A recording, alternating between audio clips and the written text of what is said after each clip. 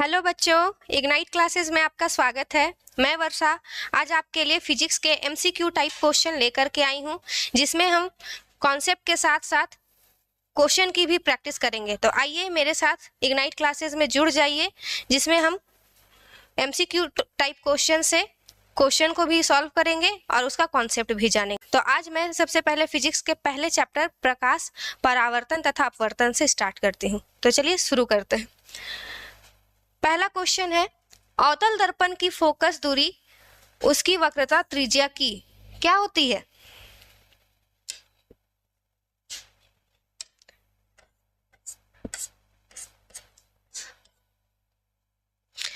तो चलिए हम शुरुआत करते हैं। पहला क्वेश्चन है, अवतल दर्पण की फोकस दूरी उसकी वक्रता त्रिज्या की क्या होती है? आधी होती है। कैसे होती है आधी? देखिए, आप लोगों को पता होगा कि अवतल दर्पण कुछ ऐसा होता है ना। अवतल दर्पण का परावर्तक पृष्ठ बाहर की ओर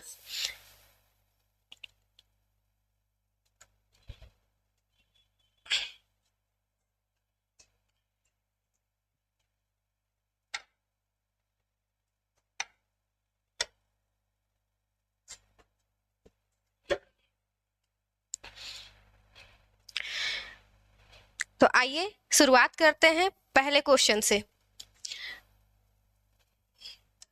पहला क्वेश्चन है अवतल दर्पण की फोकस दूरी उसकी वक्रता त्रिज्या की क्या होती है? दुगुनी होती है, आधी होती है, चौथाई होती है या बराबर होती है? तो क्वेश्चन बोल रहा है अवतल दर्पण की फोकस दूरी। ठीक है, तो अवतल दर्पण कैसा होता है? अवतल दर्पण का परावर्तक पृष्ठ अंदर की ओर होता है। तो अंदर की ओर होने के कारण बाहर क्या होगा? ये रंगा हुआ भाग होगा। अब इसका हम देखते हैं कि मुख्य अक्ष का ये जो बिंदु होता है, मुख्य अक्ष का यह बिंदु ध्रुव कहलाता है।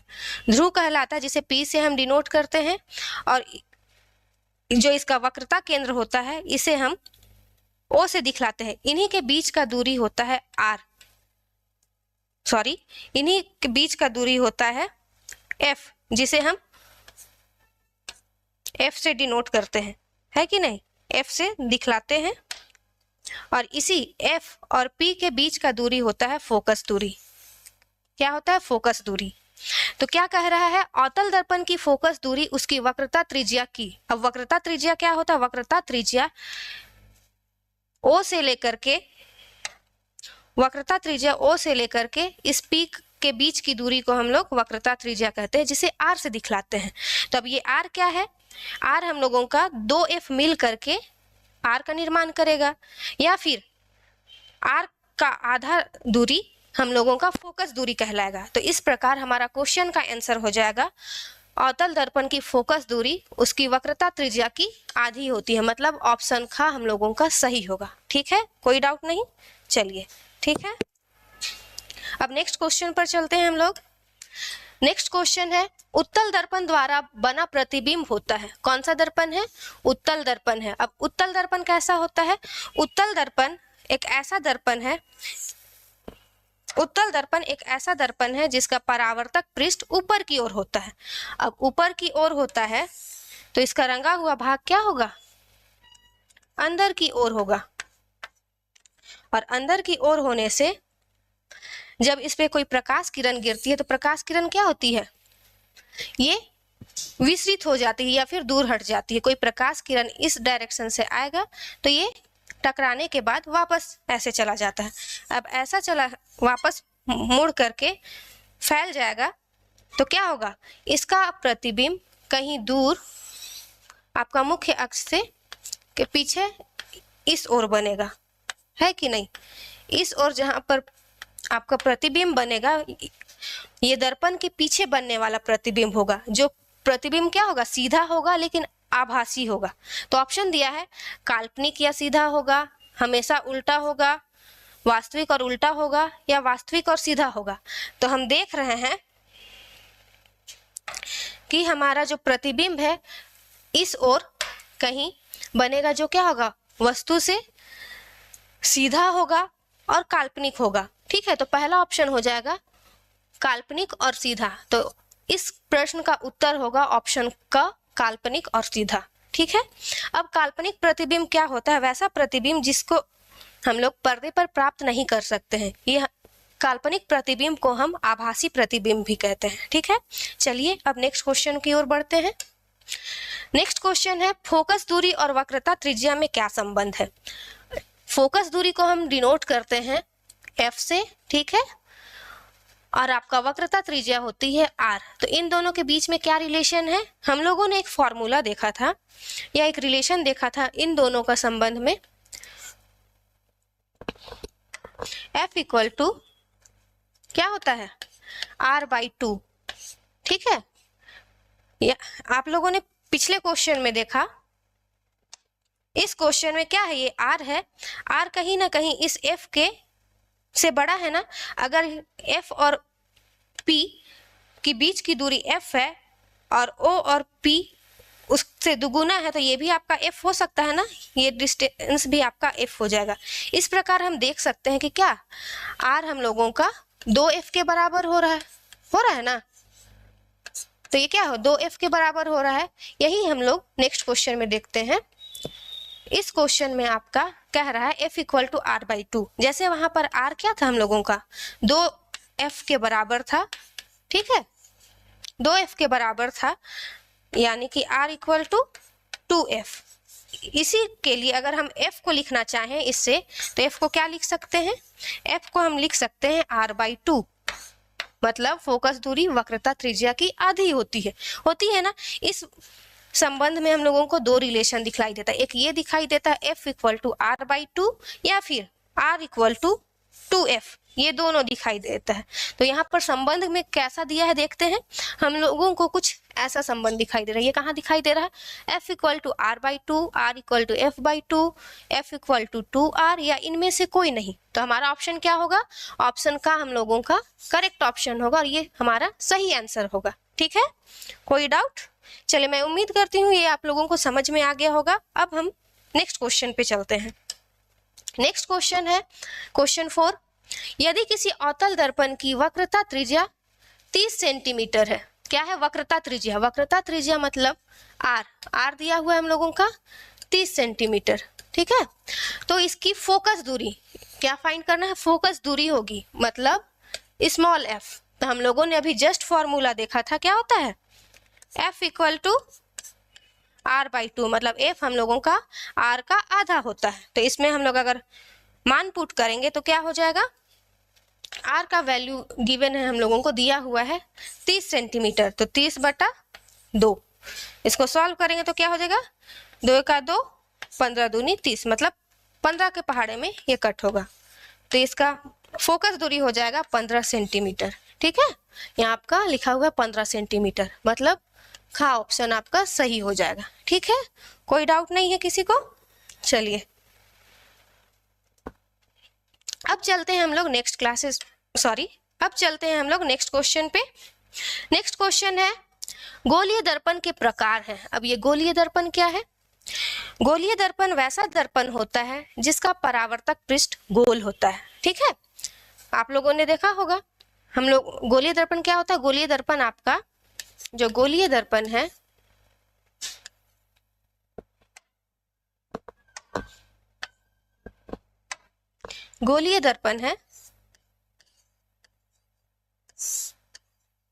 इसका परावर्तक पृष्ठ गोल होता है।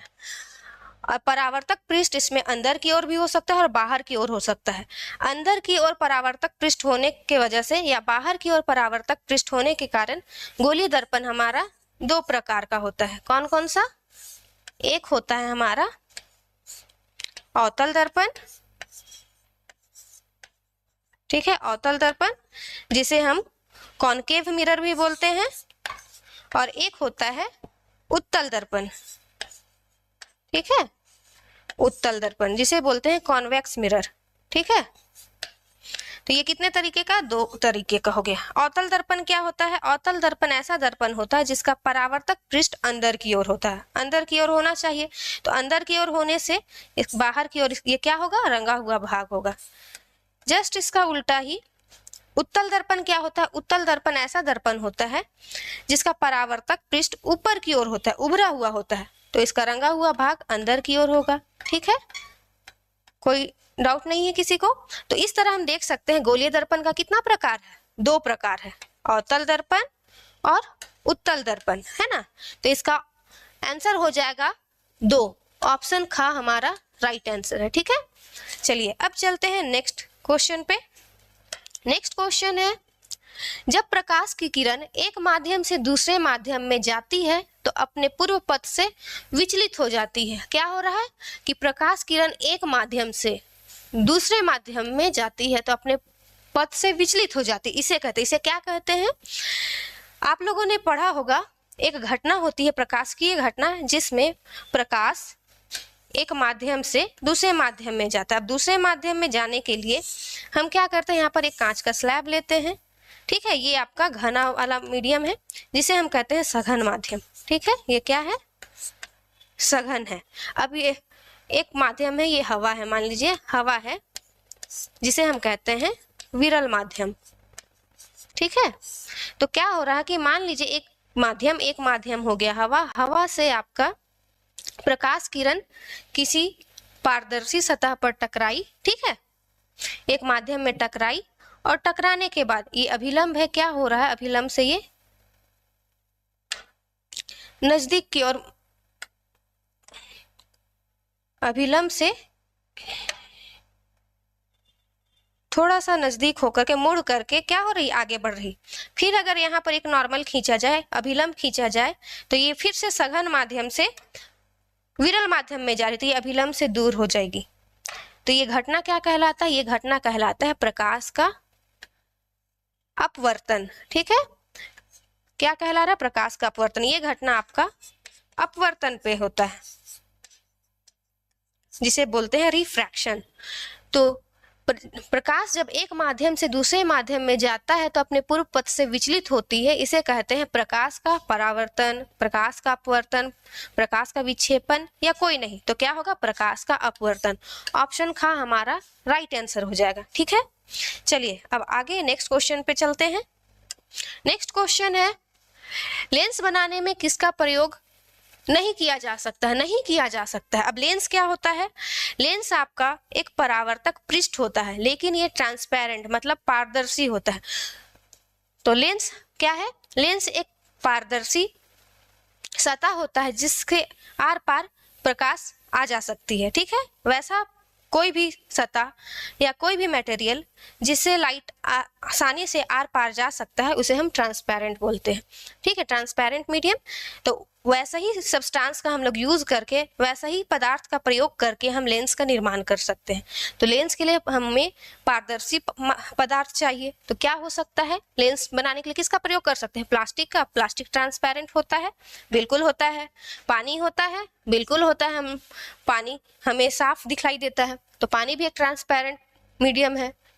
मिट्टी क्या ट्रांसपेरेंट है? क्या ये पारदर्शी है? हम इसके आर पार देख सकते हैं? नहीं देख सकते हैं। वहीं कांच क्या होता है? पारदर्शी है, बिल्कुल है। तो इसका ऑप्शन क्या सही होगा? बोल रहा है कि किसका प्रयोग नहीं किया जा सकता है। ठीक है, नहीं को आप लोग ध्यान दीजिएगा। तो इसका ऑप्शन हो जाएगा क्या? मिट्टी का प्रयोग हम लोग नहीं कर सकते हैं, इसका प्रयोग हम नहीं कर सकते। तो इसका सही आंसर हो जाएगा मिट्टी को हम लोग लेंस बनाने में प्रयोग नहीं कर सकते हैं। ठीक है, चलिए अब चलते हैं नेक्स्ट क्वेश्चन पे। नेक्स्ट क्वेश्चन है, उत्तल लेंस किनारों की अपेक्षा बीच में मोटा होता है। ख है, बीच की अपेक्षा किनारों पर मोटा होता है। मोटाई सभी जगह समान होती है। कोई सही नहीं है। तो अब पहले जानते हैं कि लेंस क्या है। ठीक है, अब लेंस के बारे में मैंने अभी आप लोगों को बतलाया कि लेंस एक पारदर्शी पदार्थ होता है जिससे होकर प्रकाश आसानी से आर पार जा सकती है। ठीक है, अब लेंस हम लोगों का 2 परावर्तक सतह से मिल करके बनता है। क्या है? अब 2 परावर्तक सतह होने के लिए कहीं ना कहीं लेंस का एक भाग क्या होगा? गोलीय होना चाहिए। मान लीजिए ये एक लेंस है, इसका एक भाग इधर है और एक दूसरा लेंस ले, इसका भी परावर्तक पृष्ठ यहाँ, दोनों ट्रांसपेरेंट है। ठीक है, एक और लेंस लेते हैं जिसका एक भाग ऐसा है और एक दूसरा भाग को कुछ इस तरीके से जोड़ा गया है। ठीक है, तो वैसा लेंस जो बीच में मोटा होता है, ठीक है, जो बीच में मोटा होता है, दो लेंस को आपस में जब जोड़ा जाता है तो कुछ ऐसा संरचना बनाता है, तो उसे हम बोलते हैं उत्तल लेंस। ठीक है, ये है आपका उत्तल लेंस, जिसे हम बोलते हैं कॉन्वेक्स लेंस, उत्तल लेंस। अब वैसा परावर्तक सतह या वैसा गोलीय पारदर्शी पदार्थ जिसका बीच में क्या होता है, जो बीच में पतला होता है और किनारे की ओर मोटा होता है, तो वैसे लेंस को हम कहते हैं अवतल लेंस। उसे क्या कहते हैं, अवतल लेंस। ठीक है, इंग्लिश में बोलते हैं कॉनकेव लेंस।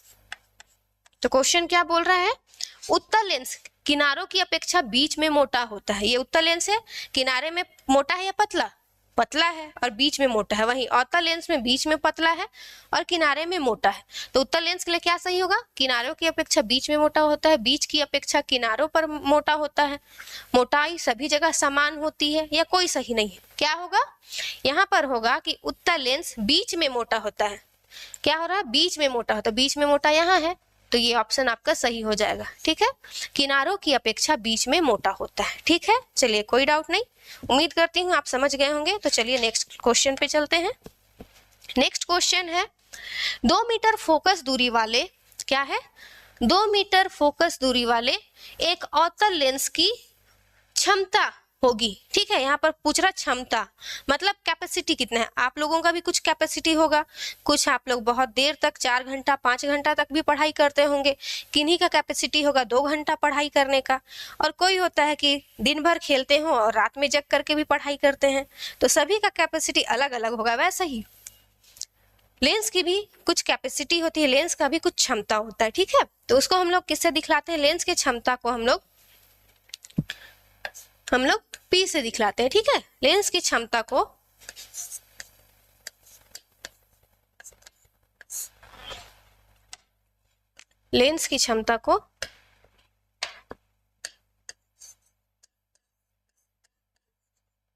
हम लोग P से दिखलाते हैं। ठीक है, P से दिखलाते हैं। तो यहाँ क्या पूछ रहा है, 2 मीटर फोकस दूरी वाले। अब 2 मीटर बोल रहा है फोकस दूरी, फोकस दूरी को किससे दिखलाते हैं, F से दिखलाते हैं।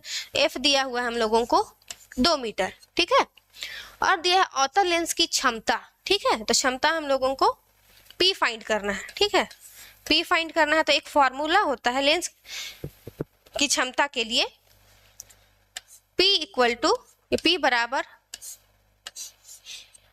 1/f। ठीक है, 1/f।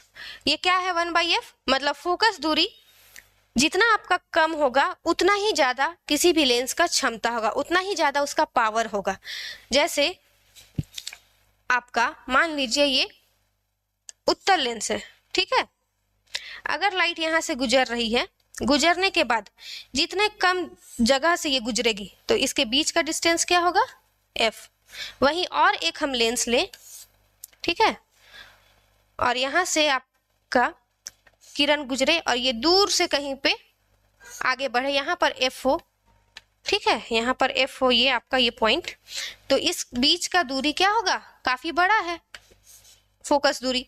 तो कहीं ना कहीं ये लेंस की क्षमता क्या बतलाती है, जितना कम दूरी आपका फोकस दूरी का हो वो उतना ही अच्छा होता है, उतना ज्यादा उस लेंस की क्षमता होती है, उतना ज्यादा उस लेंस का पावर होता है, और जितना दूर हो उस लेंस की का पावर उतना ही कम होता है।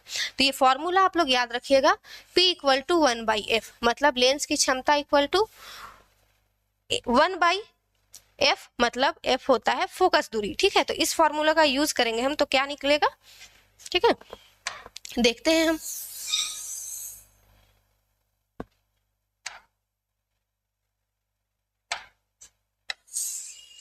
क्या होगा देखते हैं जरा,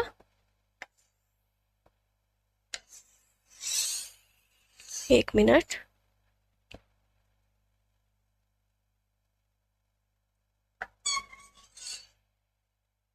ठीक है, चलिए इसी फॉर्मूले का यूज करके हम देखते हैं लेंस की क्षमता क्या है, P इक्वल टू 1/f। अब इसका वैल्यू रखेंगे, यहाँ पर इसका मान रखेंगे, तो P क्या हो जाएगा, 1/, फोकस दूरी कितना दिया हुआ है 2 मीटर, यहाँ पर हम 2 रखेंगे, 2 से 1 को भाग देंगे तो कितने बार में जाएगा, ये लगभग आपका 0.5 मीटर आता है ना। सभी को भाग देने, भाग कैसे दिया जाता है, 2 से आप 1 को भाग दीजिएगा तो ये 1 बार में तो जाएगा नहीं, तो 0 बार में देंगे, ठीक है। 1 फिर पॉइंट देंगे तो ये 0 आ जाएगा, फिर 2 5 जा 10, मतलब ये 0.5, ठीक है। तो यही है 0.5 मीटर। अब आप ध्यान दीजिएगा यहाँ पर ये 0.5 आया है, लेकिन यहाँ पर ये क्या लिखा है, अवतल लेंस।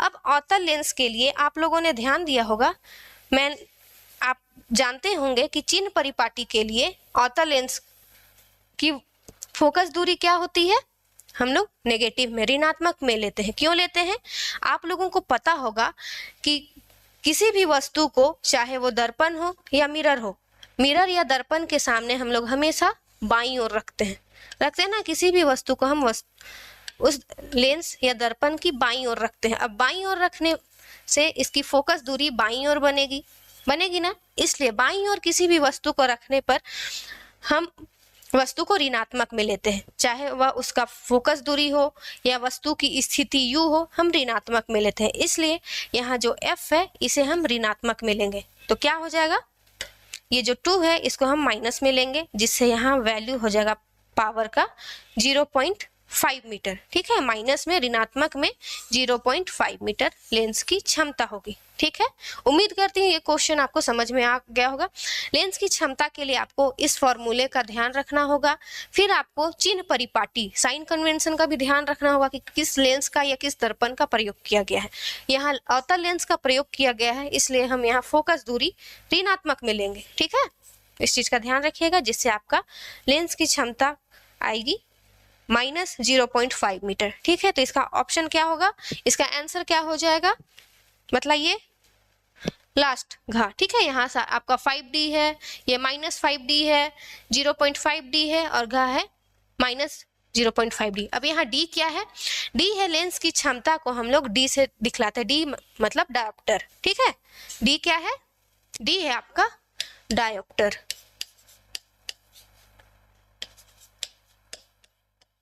ऑप्टर, ठीक है, डायोप्टर, डी से दिखलाते हैं डायोप्टर को। तो इसका आंसर हो जाएगा, सही उत्तर हो जाएगा घ -0.5 डायोप्टर, ठीक है। लेंस की क्षमता -0.5 डायोप्टर।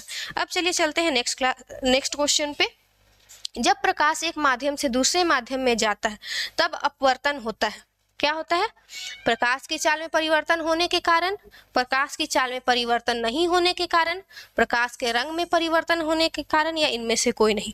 तो अपवर्तन की घटना में हम देखे कि क्या देखे थे, प्रीवियस क्वेश्चन में हम देखे तो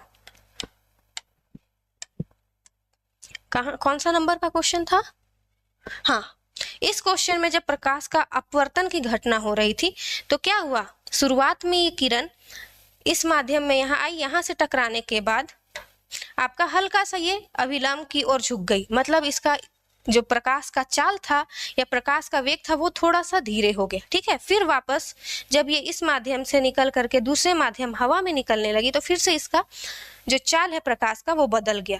तो ये जो क्वेश्चन है आपका, कौन से क्वेश्चन में थे हम,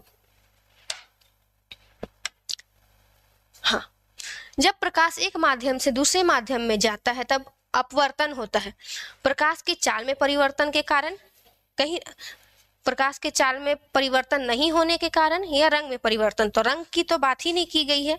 यहाँ पर क्या होगा, प्रकाश की चाल में परिवर्तन के कारण। आप देखिएगा जब आप किसी भीड़ भाड़ जगह में निकलते हैं तो आपका स्पीड क्या होता है, चलने का गति क्या होता है, धीरे हो जाता है। वहीं अगर खाली जगह रहा तो आप की गति तेज रहती है, आप जल्दी जल्दी चलते हैं। वैसा ही प्रकाश के साथ भी है, ठीक है। तो इसका करेक्ट आंसर हो जाएगा प्रकाश के चाल में परिवर्तन होने। तो बच्चों आज का क्लास यहीं तक। आई होप आपको ये MCQ टाइप सेशन अच्छा लगा होगा। नेक्स्ट क्लासेस में हम कुछ इसी टाइप के दूसरे क्वेश्चन लेकर के आएंगे और आपको ये क्वेश्चंस के बारे में पता चले, इसलिए आप हमारे साथ इग्नाइट क्लासेस से जुड़िए और साथ ही साथ इसका बेल आइकन भी दबाइए ताकि कोई न्यू वीडियोस आती हैं तो आपको समय से मिल सके। तो thank you class, have a great day, thank you.